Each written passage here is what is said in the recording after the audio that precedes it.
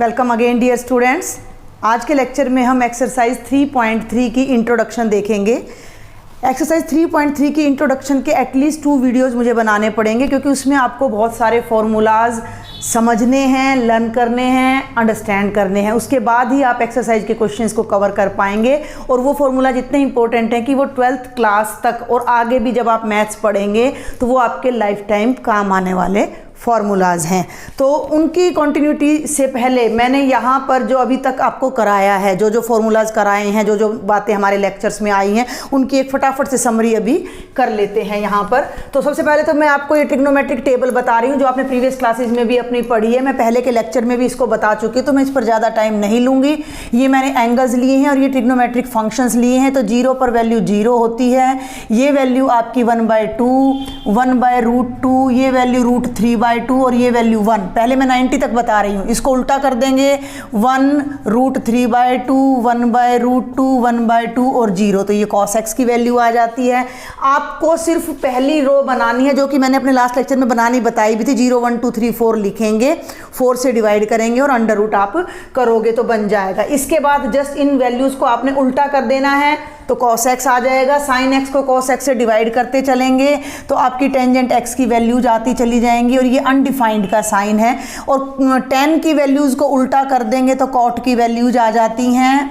और cos की values को उल्टा मीन्स देखो यहाँ उल्टा की 2 बातें हैं। साइन से cos पर आना है तो वैल्यूज़ को पीछे से रिवर्ट करना है, ठीक है भाई, वहाँ से स्टार्ट करना है। और tan से cot पे आना है तो 1/10 करना है। sec पे आना है तो cos की वैल्यू को 1/cos करना है, तो ये 1 हो जाएगा। 2/√3, √2, 2 और 0 हो जाएगा। और cosecant x होगा बेटा 0 का ये गलत कर दिया मैंने यहाँ पर भी।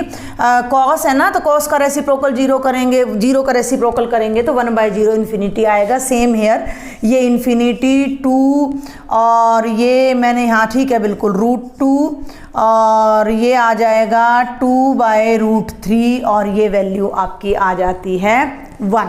तो ये टेबल हमने अपनी 10th क्लास में अंडरस्टैंड की हुई है। अब आ जाते हैं ये 3 और एंगल। तो उसके लिए आपको मैंने ये यूनिट सर्कल बताया था, एक ऐसा सर्कल जिसका रेडियस 1 यूनिट है। बहुत अच्छे से मैं इसको 2-3 लेक्चर में बार बार ले चुकी हूँ। तो ये पॉइंट 1 0 0 1 -1 0 और 0 -1 होंगे कोऑर्डिनेट एक्सिस पर।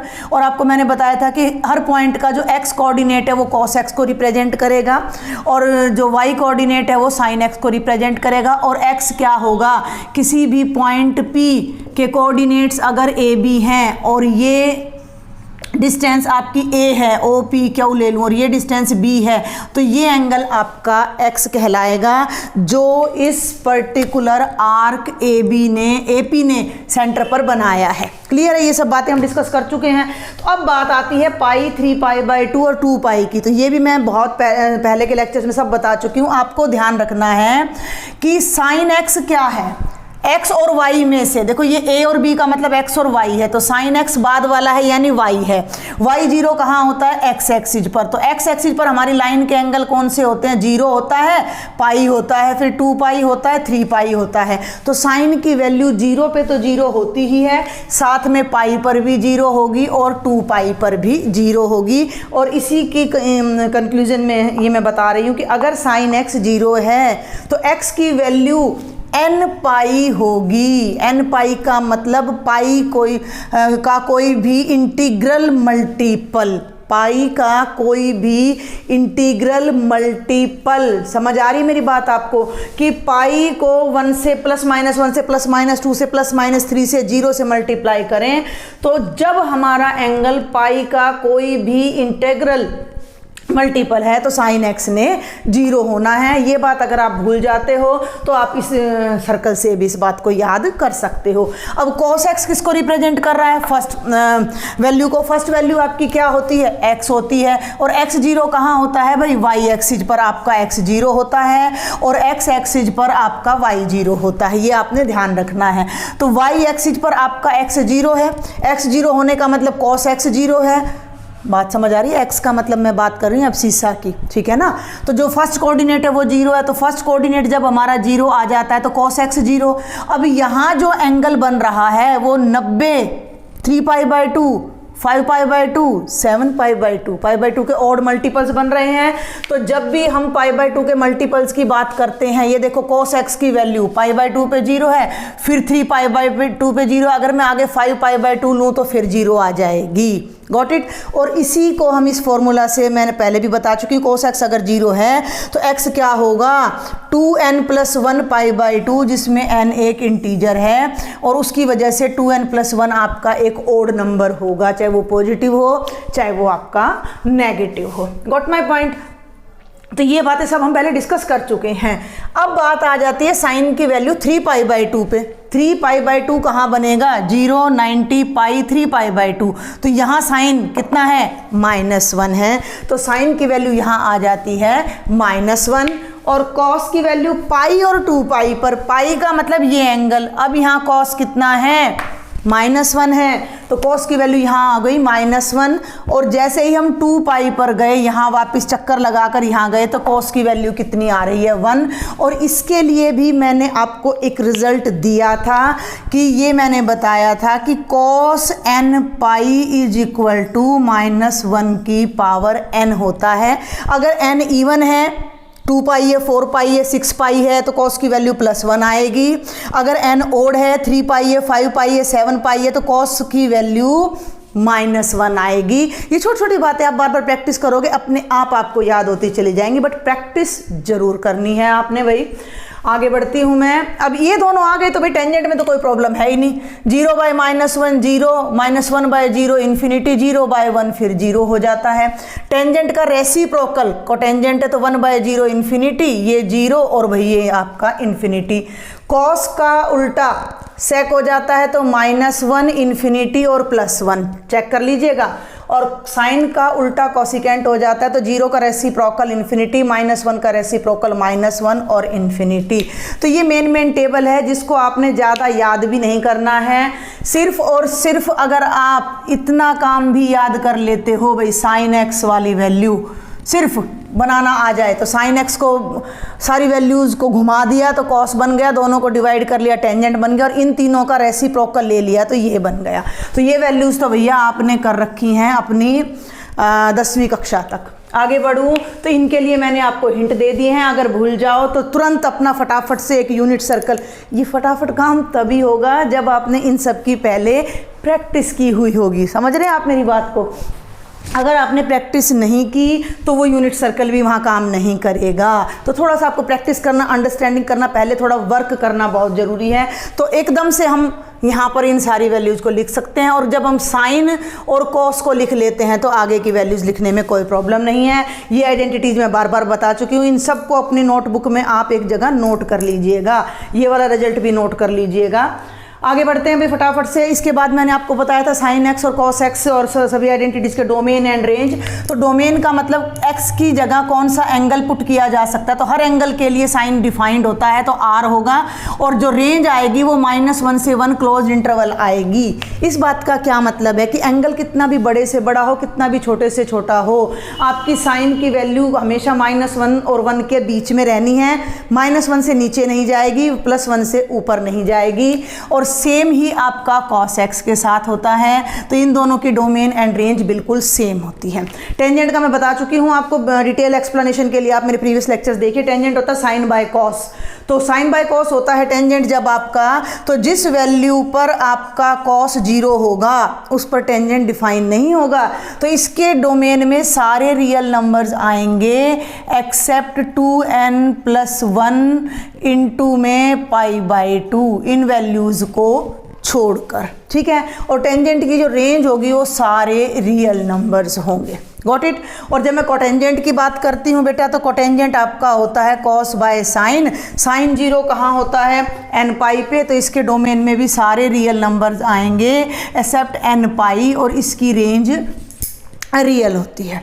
अब आपने एक बात का ध्यान रखना कि टेंजेंट के डिनोमिनेटर में कोस आता है और सीकेंट के डिनोमिनेटर में भी कोस आता है। ठीक है भाई, ये देखो ये बातें ही आपको कुछ सिखा पाएंगी ट्रिग्नोमेट्री में, आपकी इन पे पकड़ होनी चाहिए।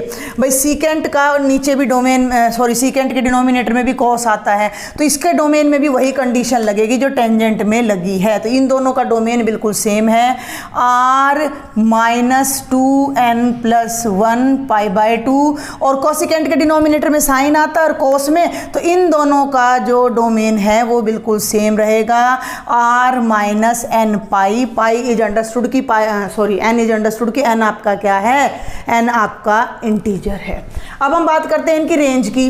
रेंज आपने ध्यान रखना है कि सीकेंट और कोसिकेंट साइन के रेसिप्रोकल हैं और साइन की वैल्यूज -1 और 1 के बीच लाई कर रही हैं, तो इनके जो रेसिप्रोकल्स है 1 से ग्रेटर होंगे या -1 से लेस होंगे। तो -∞ टू -1 यूनियन 1 टू इन्फिनिटी, ये आपका आ जाएगा। क्योंकि देखो जब साइन एक्स की वैल्यू 1 है, साइन एक्स की वैल्यू 1 है, तो कोसिकेंट एक्स की वैल्यू भी 1/1 तो आ सकती है ना, और -1, और इसकी भी यहाँ पर सेम रेंज आ जाती है जो कि इनकी है। तो ये सारी बातें मैं अपने प्रीवियस लेक्चर्स में आपको बता चुकी थी, एक बार मैंने इसकी क्विक समरी करा दी है। और एक बात और अब हम यहाँ डिस्कस करने जा रहे हैं साथ साथ, ये क्वाड्रेंट्स मैंने आपको बताए थे। क्वाड्रेंट्स का मतलब 0 से 90 एंगल, 90 से 180, first second third fourth, 4 quadrant, 0 से 90, 90 से 180, 180 से 270, 270 से 360।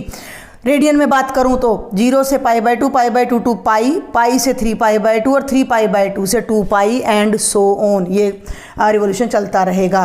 तो यहाँ फर्स्ट क्वाड्रेंट में ऑल ट्रिग्नोमेट्रिक फंक्शंस पॉजिटिव होते हैं। अब ये बात आपने बड़े ध्यान से समझनी है कि इसका मतलब क्या है कि जब हमारा एंगल 90 से कम है और 0 से ज़्यादा है तो सभी ट्रिग्नोमेट्रिक फंक्शंस का आंसर हमेशा पॉजिटिव आएगा। सेकेंड क्वाड्रेंट में साइन एक्स पॉजिटिव होता है और साइन का रेसिप्रोकल कोसिकेंट एक्स भी पॉजिटिव होगा। Means when ever hour angle is greater than 90 degree and less than 180 degree, then only sin x and cosecant x are positive, otherwise all other trigonometric values will be negative. And when our angle is greater than 180 and less than 270, then only tangent x and cotangent x will attain positive values. And same here, when angle is greater than 270 and less than 360, then cos x and sec x will be positive.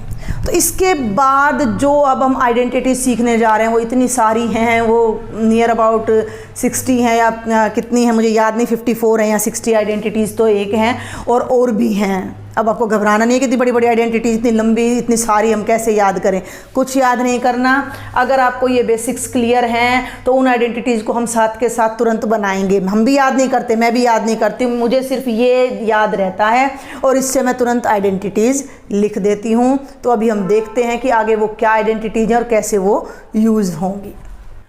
अब हम देखते हैं बेटा कुछ खास trigonometric identities जिन्हें हम कहते हैं आइडेंटिटीज़ ऑफ अलाइड एंगल्स। ठीक है भाई, अलाइड एंगल्स क्या होते हैं? सबसे पहले तो मैं आपको ये बता दूं कि ऐसे दो एंगल्स जिनका एडिशन या डिफरेंस π/2 का मल्टीपल हो।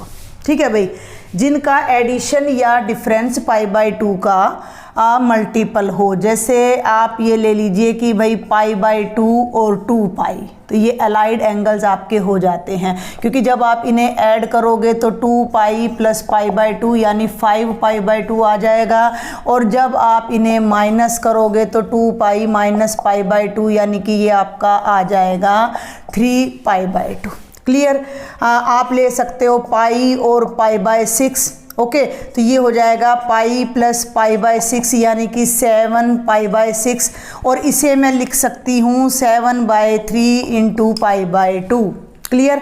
तो ये अलाइड एंगल्स हैं, और अब हम उन अलाइड एंगल्स पर सभी ट्रिग्नोमेट्रिक फंक्शंस की वैल्यूज़ के लिए जो आइडेंटिटीज यूज़ होंगी उन्हें बनाना सीखेंगे, उन्हें कैसे हमने डिराइव करना है, क्योंकि वो इतनी ज़्यादा है कि वो याद नहीं हो सकती हैं, किसी को भी याद नहीं होती, हमें भी नहीं होती हैं। तो यही चीज़ आपने अब मेन समझनी है।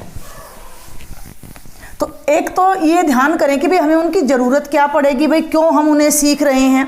तो हम उन्हें एक तो इसलिए सीख रहे हैं कि अभी आपने देखा है कि जब हम एक यूनिट सर्कल बना रहे हैं, इसका मतलब क्या है कि हमारी कोई भी जो लाइन है वो जब रोटेट करती है तो वो 2 पाई एंगल पर वहीं आ गई, 2 पाई के बाद फिर 5 पाई बाय 2 और हमारा 3 पाई, और ऐसे ये एंगल बढ़ता रहता है। तो जब हमारा एंगल 0 डिग्री से लेकर, ध्यान करें, जब हमारा एंगल 0 डिग्री से लेकर और इन्फिनिटी तक जा रहा है। दूसरी बात हमने क्या सीखी थी कि अगर हम क्लॉकवाइज घूम रहे हैं तो हमारा एंगल नेगेटिव भी जा रहा है भाई, -60, -30, -45, -180, -360 एंड सो ऑन। तो इतने सारे एंगल्स पर साइन, कोस, टेंजेंट की वैल्यूज हम कैसे निकालें, कैसे उन्हें याद करें? तो आपको याद कुछ नहीं करना है, 0 से 90 तक की वैल्यूज आपने याद रखनी है। अब बात को समझें, देखो बेस के बिना अगर हम आगे बढ़ेंगे तो वो बेकार है। अब मैं आपको कह दूं, देखो एक्सरसाइज 3.2 में आया था कि साइन 765 डिग्री की वैल्यू निकालें। चलिए वो तो हमने निकाल भी ली थी, 720 + 45 कर दिया था, लेकिन वहाँ भी हमारी एक आइडेंटिटी लगी हुई थी और वहाँ मैंने बोला था कि इस क्वेश्चन को मैं आगे आइडेंटिटी आएंगी उनसे फिर बताऊँगी। तो इतने बड़े एंगल पर साइन की वैल्यू निकालनी है, ठीक है। अब मैं यहाँ लिख देती हूँ साइन 1025 या 1020 डिग्री, इन पर आप वैल्यूज़ निकालें, कॉस की निकालें, टेंजेंट की निकालें। मैं आपको कह दूँ साइन -765 डिग्री पे वैल्यू निकालें। तो इन सब वैल्यूज़ को फाइंड करने में वो ट्रिग्नोमेट्रिक आइडेंटिटीज़ हमारी हेल्प करेंगी। समझ आया? दूसरी बात अब मैं आपको बता दूं कि जितनी भी बड़ी से बड़ी वैल्यू हमने निकालनी है वो सब वैल्यूज इस फर्स्ट क्वाड्रेंट तक आके रह जाएंगी। आपको केवल 0 डिग्री से 90 डिग्री के एंगल पर, जो टेबल मैंने अभी थोड़ी देर पहले इस तरफ बताई थी, वो वैल्यूज याद रखनी है, क्योंकि हमसे कितने भी बड़ा एंगल ले ले उसको हम लास्ट में 0 to 90 के बीच में यानी एक एक्यूट एंगल में कन्वर्ट करेंगे और फिर हम उन वैल्यूज को फाइंड करेंगे। क्लियर है? तो यहाँ जो बातें मैंने बताई थी वो ये ध्यान रखनी है, एक तो कि भाई कौन कौन सा किस एंगल में पॉजिटिव है, पहली बात। दूसरी बात आप ध्यान दें कि यहाँ पर फर्स्ट क्वाड्रेंट में जो भी एंगल है, फर्स्ट क्वाड्रेंट में जो भी एंगल है वो 0 से 90 के बीच है। ध्यान से देखना क्या बात है, यानी कि वो एंगल 90 से कम है, यानी कि वो एंगल 90 से कम है। तो इस क्वाड्रेंट में जो भी एंगल है मैं उसे 90 माइनस थीटा की फॉर्म में लिख सकती हूँ। ध्यान देना, है बहुत छोटी छोटी बातें हैं बट वेरी इंपॉर्टेंट। और ये सेकंड क्वाड्रेंट है। अब इसमें जो भी एंगल है आपका वो 90 से बड़ा है और 180 से छोटा है। ध्यान देना, तो वो एंगल को मैं 90 प्लस थीटा लिख सकती हूँ, या मैं उस एंगल को पाई माइनस थीटा। इनके एग्जांपल्स दे देती हूँ मैं साथ साथ आपको कि देखिए ये मैंने ले लिया π/2 माइनस थीटा। मान लीजिए 60 डिग्री का एंगल है तो मैं उसको 90 माइनस 30 लिख दूँ, गलत तो नहीं होगा। तो 60 का मतलब है π/3, π/3 को मैं लिख दूँ π/2 माइनस π/6, तो ये हो गया π/2 माइनस थीटा की फॉर्म में। तो हम किसी एंगल को π/2 माइनस थीटा की फॉर्म में फर्स्ट क्वाड्रेंट में राइट कर सकते हैं।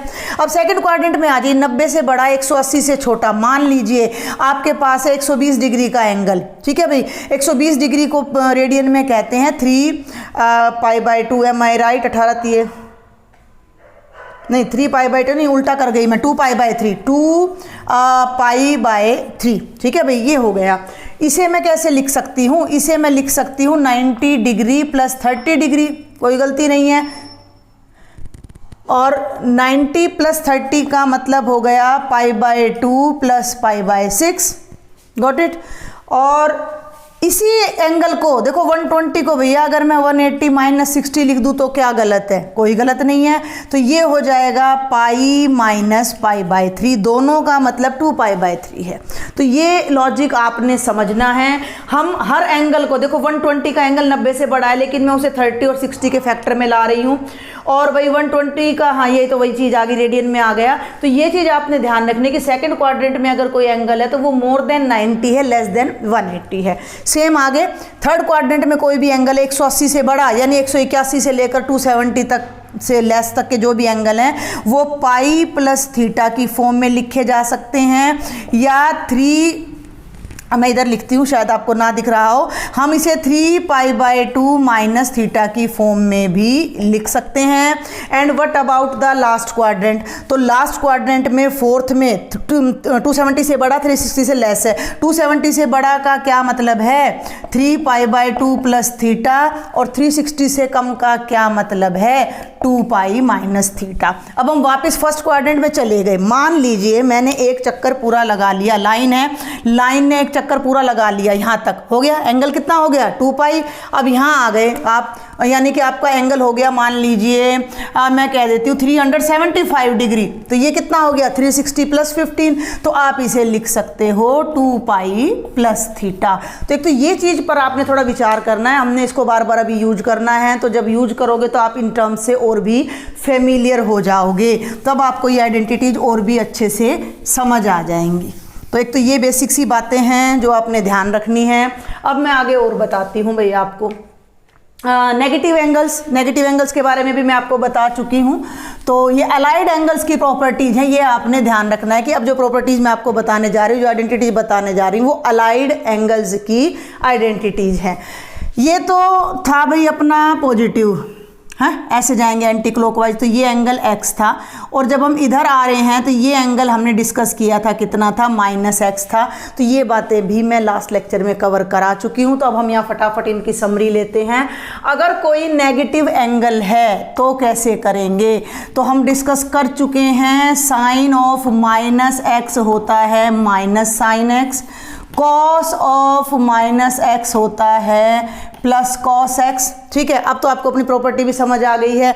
तो कॉस ऑफ -x का मतलब एंगल किस में आएगा, फोर्थ क्वाड्रेंट में, और फोर्थ क्वाड्रेंट में कॉस पॉजिटिव होता है, तो ये वैल्यू एज इट इज रह जाएगी। इसकी डिटेल मैं प्रीवियस लेक्चर्स में दे चुकी हूँ, प्लीज़ वहाँ से देखने की कोशिश करें, अच्छे से मैंने बताया है। अब इन दोनों को डिवाइड करते हैं बच्चे, तो टेंजेंट ऑफ -x क्या आ जाएगा, माइनस ऑफ टेंजेंट x। इसका अब फटाफट से सबके रेसिप्रोकल्स ले लीजिए, तो कोटेंजेंट ऑफ -x हो जाएगा माइनस कोटेंजेंट x। कॉस का रेसिप्रोकल ले लीजिए, तो सीकेंट ऑफ -x हो जाएगा प्लस सीकेंट x, और साइन का रेसिप्रोकल ले लीजिए, तो ये हो जाएगा cosecant -x is equal to minus cosecant x। Clear, ये हमारी फर्स्ट आइडेंटिटी है जिसके ये 6 पार्ट्स हैं। इनका यूज क्या है, इसका यूज अब यहाँ साथ साथ आप देखिए फटाफट से, इसका यूज क्या है। मान लीजिए मैं आपको कह दूं कि साइन -45 डिग्री की वैल्यू बताएं,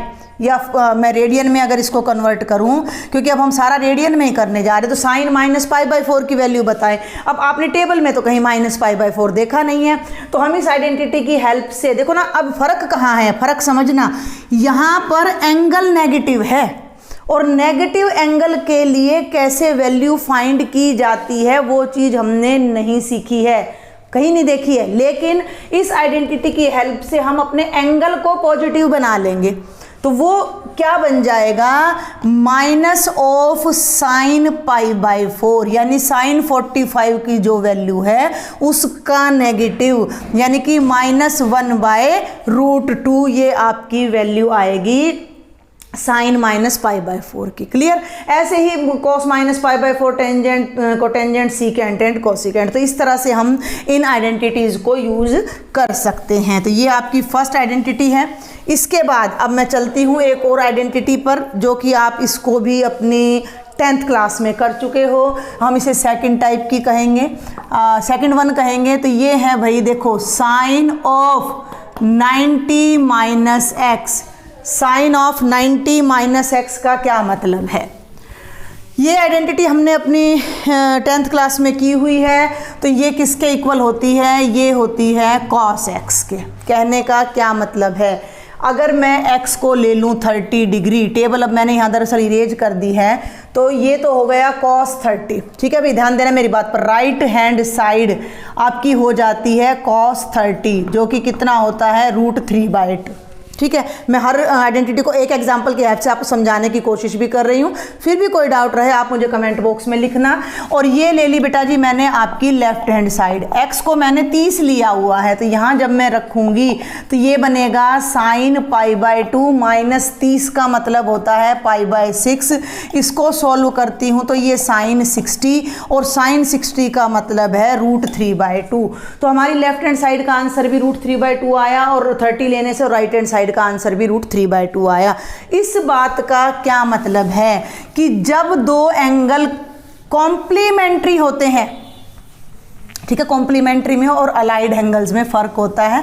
कॉम्प्लीमेंट्री एंगल्स केवल वही होते हैं जिन दो एंगल्स का सम 90 होता है। क्लियर है, जिन दो एंगल्स का सम 90 होता है। अलाइड एंगल्स मैंने बताया था जिनका सम या डिफरेंस 90 का मल्टीपल हो, केवल 90 ना हो, 90 का मल्टीपल हो।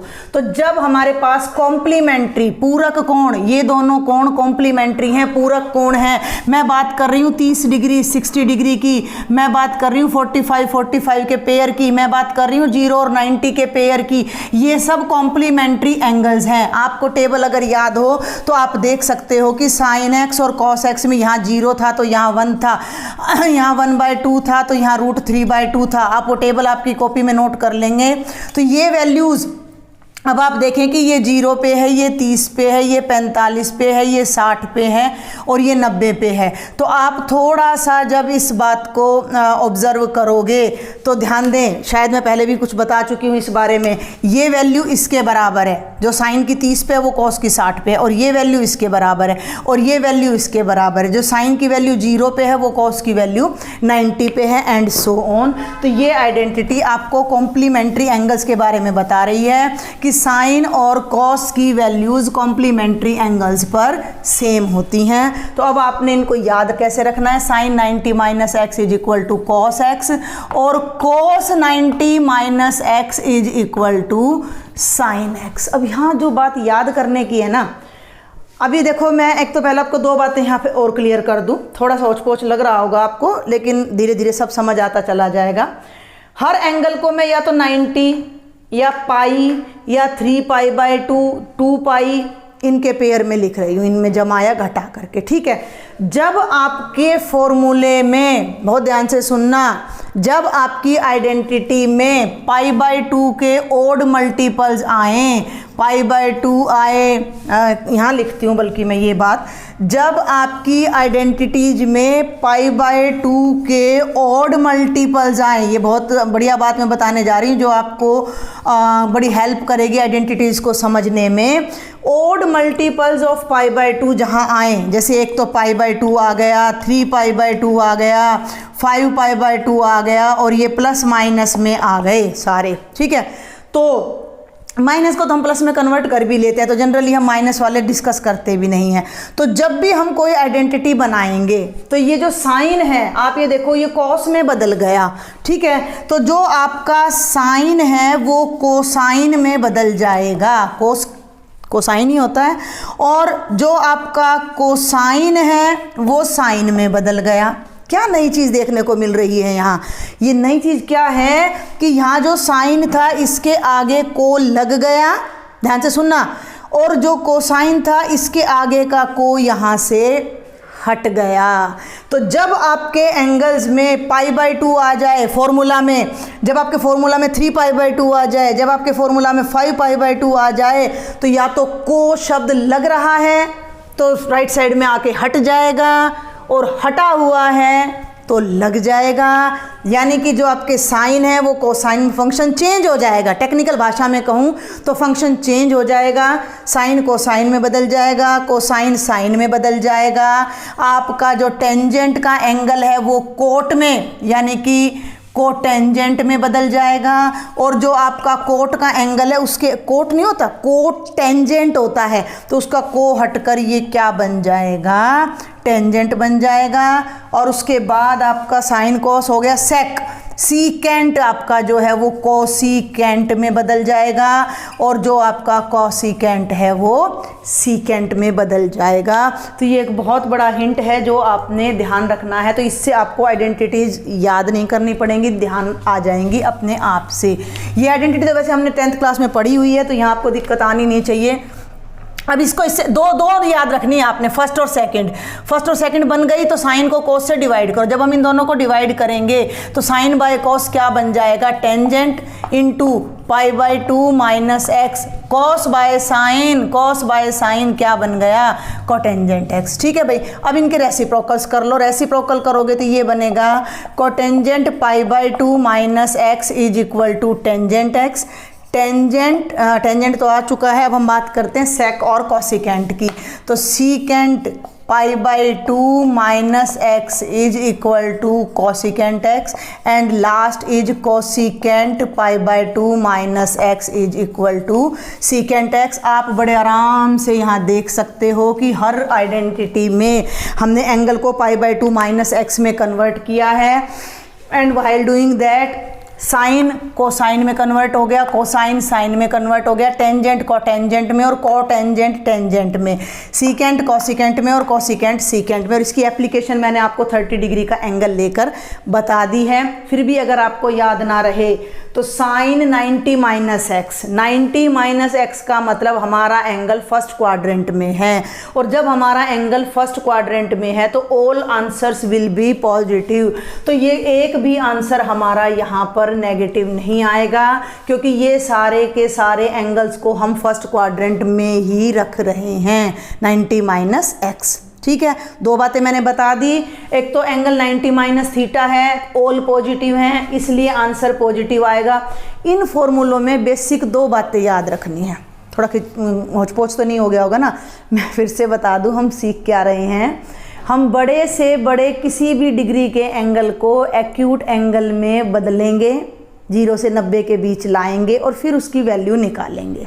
उसके लिए हमें इन आइडेंटिटीज़ की ज़रूरत पड़ेगी, क्योंकि हमारा एंगल घूम कर किसी भी क्वाड्रेंट में बन सकता है। क्लियर है, बात समझ आ रही है? इसके लिए आपको 2-4 बातें ध्यान रखनी हैं। पहली बात ये है कि कौन कौन से किस क्वाड्रेंट में पॉजिटिव होते हैं। दूसरी बात ये है कि हर क्वाड्रेंट के एंगल को π/2, π3, π/2 के हिसाब से कैसे कन्वर्ट किया जा सकता है। देखो मुझे इतना मुजबानी याद रहता है, आंख बंद करके अपना ऐसे आपने कोऑर्डिनेट सिस्टम ड्रॉ किया। अब आपके मन में ये होना चाहिए कि राइट साइड में 90 से कम है, लेफ्ट साइड में 90 से ज़्यादा है, ये 180 से ऊपर है, 180 से कम है, ये 180 से ज़्यादा है, ये 270 से कम है, 270 से ज़्यादा है, 360 से कम है, 360 से ज़्यादा है। ठीक है, ये बात समझ आ गई। एक हिंट अब मैंने आपको ये दे दिया है कि जिस फॉर्मूला में π/2 के ओड मल्टीपल्स आएंगे वहाँ साइन को कोसाइन में बदलना है, कोसाइन को साइन में, मतलब फंक्शन ही चेंज हो जाएगा, फंक्शन ही चेंज हो जाएगा। टेंजेंट कोटेंजेंट में, कोटेंजेंट टेंजेंट में, सेक कोसिकेंट में और कोसिकेंट आपका सीकेंट में बदल जाएगा। क्लियर है? तो अब मैं आगे बढ़ती हूँ। अब हम थर्ड जो है आइडेंटिटी यहीं ले लेते हैं। अब मैं ले रही हूँ साइन ऑफ 90 प्लस एक्स। ठीक है भाई, अब मैं जब 90 प्लस एक्स की बात करती हूँ तो मैं कौन से क्वाड्रेंट में आ गई, 90 यहाँ है जहाँ मेरा हाथ है, और प्लस का मतलब मुझे आगे आना है, हम एंटी क्लॉकवाइज घूम रहे हैं तो मुझे इधर आना है। तो ये एंगल मेरा सेकंड क्वाड्रेंट में है, और सेकंड क्वाड्रेंट में साइन पॉजिटिव होता है, और ये एंगल साइन पे लग रहा है, तो साइन का जो आंसर आएगा वो पॉजिटिव आएगा। तो आंसर तो आ गया पॉजिटिव। मैंने बताया एक तो यहाँ साइन देखना है, प्लस आएगा कि माइनस आएगा, दूसरा ये देखना है कि फंक्शन बदलेगा या नहीं बदलेगा। तो बीच में यहाँ π/2 है तो फंक्शन बदलकर प्लस का cos x बन जाएगा। ठीक है, अभी एग्जाम्पल दूंगी मैं इसका, लेकिन जब मैं लेती हूँ cos ऑफ 90 प्लस एक्स, ध्यान देना दोनों का एग्जाम्पल अभी दे दूंगी। cos of 90 plus x, 90 plus x का मतलब दूसरे क्वाड्रेंट में cos का एंगल चला गया, और दूसरे क्वाड्रेंट में cos x नेगेटिव होता है, तो इस एंगल पे जो cos की वैल्यू आएगी वो माइनस की आएगी। लेकिन ये π/2 है यहाँ, तो cos के आगे से को हट जाएगा और cos किस में कन्वर्ट हो जाएगा, sin x में। आप इस बात को कैसे भी याद रख सकते हो कि को लग गया, को हट गया, या साइन, या फिर फंक्शन चेंज होंगे। टेक्निकल बताऊँ तो फंक्शन चेंज होंगे, साइन cos में में कोस टेंजेंट में। सेक और कॉस का रिलेशन होता है, टेंजेंट और कोटेंजेंट का आपका रिलेशन होता है। इसका यूज क्या है भैया इस फॉर्मूले का, इसके लिए मुझे थोड़ा सा यहाँ से इरेज करना पड़ेगा। अभी मैंने करा दिया है, वैसे इसका यूज आपको ध्यान ना हो तो साइन 120 मैंने आपको बताया था, लेकिन अब मैं आपको फिर बता रही हूँ। साइन 150 ले लीजिए, 150 को अगर मैं 90 डिग्री प्लस 60 डिग्री लिख दूँ तो क्या गलत है? रोंग नहीं है ना। 90 जमा 60 मैंने बता दिया, कितना भी बड़े से बड़ा एंगल हो हमने उसको एक्यूट में कन्वर्ट करना है with the help of these particular identities. और ये आइडेंटिटीज़ याद किसी को नहीं होती है, हम सब आइडिया से इसको लेके चलते हैं। तो एक तो ये ध्यान रखना, साइन 90 है तो साइन चेंज हो जाएगा, कॉस में चला जाएगा, यानी कि जो वैल्यू साइन की 150 पे है वही वैल्यू साइन 90 से मिलके कॉस में बदल जाएगा और वही वैल्यू कॉस 60 पे आएगी। अब हमने देखना ये है कि ये आंसर पॉजिटिव आएगा या नेगेटिव। 150 डिग्री एंगल पे साइन की वैल्यू निकाल रहे तो साइन तो यहाँ पॉजिटिव है तो आंसर आपका पॉजिटिव आएगा। तो अब cos 60 की कितनी वैल्यू होती है? cos 60 की वैल्यू होती है 1/2, तो साइन 150 की वैल्यू भी 1/2 ही आएगी। ये इस फॉर्मूले की एप्लीकेशन है।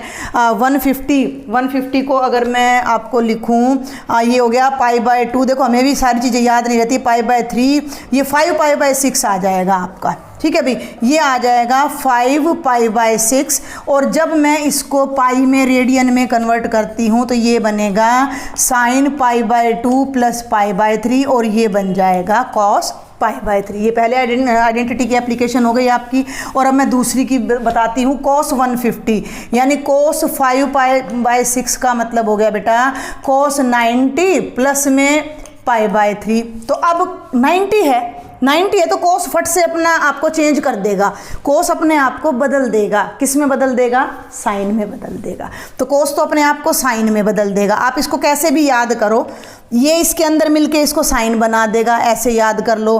कोस साइन में बदल जाएगा, या 90 है तो को हट जाएगा। कैसे भी आपने एक ट्रिक अपनी सीख के रखनी है इसमें जो मैंने बताई है उनमें से कोई भी। तो ये हो गया साइन π/3, कोस तो साइन में बदल गया, एंगल यही आ जाएगा एक्यूट π/3। अब ये देखना कि ये आंसर प्लस का आएगा कि माइनस का आएगा। एंगल है 150, सेकंड क्वाड्रेंट में कोस की वैल्यू ऑलवेज नेगेटिव आती है। एंगल यहाँ है, इसको नहीं देखना है, इस पे देखना है, यहाँ ऑपरेट हो रहा है एंगल हमारा, तो कोस का आंसर माइनस में आएगा। तो साइन π/3, साइन 60 की वैल्यू होती है √3/2, तो cos 150 की वैल्यू भी हो जाएगी -√3/2। तो this is the application of that formula, that identity. अब इन दोनों को डिवाइड करके आप फिर से वही टेंजेंट ऑफ π/2 प्लस x आपका हो जाएगा कोटेंजेंट x, लेकिन सेकंड क्वाड्रेंट है तो टेंजेंट नेगेटिव होता है तो माइनस आ जाएगा। फिर हम ले लेते हैं उल्टा, कोटेंजेंट ऑफ π/2 प्लस x हो जाएगा माइनस टेंजेंट x। फिर हम आ जाते हैं कॉस का उल्टा कर देते हैं, सेक ऑफ π/2 प्लस x, तो ये हो जाएगा माइनस कोसेक x। ये रिलेशन ध्यान रखना, sec cosec, tangent cotangent, sine cosine, को लग रहा है सबके आगे और उनमें से को हट रहा है। And at last I will write cosecant x आपका, x नहीं भाई, कोसिकेंट π/2 प्लस x आपका हो जाएगा माइनस सीकेंट x। तो 3 6 18 आइडेंटिटीज़ ये मैंने आपको बताई हैं। अभी हम जो अब आगे आइडेंटिटीज़ करेंगे, देखो ये एक बात का अब आपने ध्यान रखना है कि ये जो आइडेंटिटी मैंने आपको बताई है ये क्वाड्रेंट नंबर 1 है, क्लियर। ये आपका क्वाड्रेंट नंबर 4 है -x, और ये जो मैं बताने जा रही हूँ ये सेकंड क्वाड्रेंट है। तो सेकंड क्वाड्रेंट में जो एंगल है वो π/2 प्लस थीटा भी है और वो पाई माइनस थीटा भी है। तो अब हम pi minus theta, pi plus theta, 3π/2 minus theta, 3π/2 plus theta, 2π minus theta, 2π plus theta की आइडेंटिटीज़ और देखते हैं। अब हम देखते हैं बेटा नेक्स्ट आइडेंटिटी जो कि पाई माइनस थीटा की फॉर्म में है। तो ये देखिए ये है sine of pi minus theta. अब देखो इसको ना याद नहीं करना, आपने सिर्फ ये देखना है, अपना इमेजिन करना है। शुरू में कुछ दिन आपने क्या करना है कि ये सामने रखना है। पाई माइनस थीटा का मतलब सेकंड क्वाड्रेंट का मतलब जो साइन का आंसर है वो पॉजिटिव आएगा, पहली बात। दूसरी बात जो आपने देखनी है कि फंक्शन चेंज होगा या नहीं होगा। भाई साइन का साइन रहेगा या कोसाइन बनेगा। तो अगर यहाँ पाई है, 2π है, 3π है, 4π है तो आपका फंक्शन जो है वो चेंज नहीं होगा, वो एज इट इज रहेगा। तो ये हो जाएगा साइन थीटा, बिल्कुल सिंपल। इसी तरह cos of pi minus theta की मैं बात करूं तो कोस पाई माइनस थीटा का मतलब सेकंड क्वाड्रेंट। सेकंड में कोस का आंसर कभी भी पॉजिटिव नहीं आता, नेगेटिव आता है, तो आंसर आएगा नेगेटिव। लेकिन पाई है इसलिए फंक्शन चेंज नहीं होगा, माइनस कोस थीटा। दोनों बन गए। अब इनको डिवाइड कर दीजिए तो ये हो गया tangent of pi minus theta sine theta बटे कोस थीटा, तो ये हो गया टेंजेंट नहीं, कोटेंजेंट नहीं, tangent minus of tangent theta. अब टेंजेंट का रेसिप्रोकल ले लीजिए। दो आइडेंटिटी याद रखनी है आपने, दो से सब अपने आप बनती चली जाती है, बेस होना चाहिए। इसका रेसिप्रोकल कर लीजिए माइनस कोटेंजेंट थीटा। कोस का उल्टा करेंगे सीकेंट पाई माइनस, वैसे भी ना याद रहे सीकेंट पाई माइनस थीटा। पाई माइनस थीटा सेकंड क्वाड्रेंट है, सेकंड क्वाड्रेंट में कोस नेगेटिव होता है, कोस नेगेटिव है तो सीकेंट भी नेगेटिव है। आंसर तो आएगा नेगेटिव का और सेक चेंज नहीं होगा क्योंकि ये एज इट इज रहेगा, भाई वहाँ फंक्शन चेंज होता नहीं है। ये बात आपने ध्यान रखनी है। आप इस बात को ऐसे भी ध्यान रख सकते हो टेक्निकली, अगर मैं बताऊं कि ये है आपका एक्स एक्सिस, तो एक्स एक्सिस पर जब आपका एंगल होता है वो 0 होता है, पाई होता है, 2 पाई होता है, 3 पाई होता है, 4 पाई होता है, तो इस पर आपका function do not change function, इस पर फंक्शन का जो नेचर है वो चेंज नहीं होगा। और जब हम वाई एक्सिस की बात करते हैं, ये आपका इसको मैं इरेज कर देती हूँ थोड़ा, इसकी कोई अभी हमें यहाँ पर ज़रूरत नहीं है यूनिट सर्कल की फ़िलहाल। तो ये जो है हमारा वाई एक्सिस है, तो इस पर एंगल आपका क्या होता है, पाई बाय 2, नेगेटिव में भी वही चीज़ आ जाती है, 3 पाई बाय 2, 5 पाई बाय 2, ज़्यादा उधर जा रहा है ये, 3 pi by 2, 5 pi by 2, 7 pi by 2 and so on. तो यहाँ पर जो है वो आपका फंक्शन चेंज होता है। चेंज का रूल मैं भी थोड़ी देर पहले आपको बता चुकी हूँ, साइन को साइन में, कोसाइन साइन में, टेंजेंट को टेंजेंट में, कोटेंजेंट टेंजेंट में, सीकेंट को सीकेंट में और कोसिकेंट सीकेंट में। तो ये बहुत तरीके मैंने आपको बता दिए, जो आपको बेस्ट लगे उससे आप करिएगा। And at last this is cosecant of pi minus theta, तो ये अपना बन जाएगा कोसिकेंट थीटा। इसकी एक एप्लीकेशन में फटाफट बताना चाहूंगी। Pi minus theta second quadrant sine 120 degree, sine 120 को मैंने लिखेंगे 2 पाई बाय 3।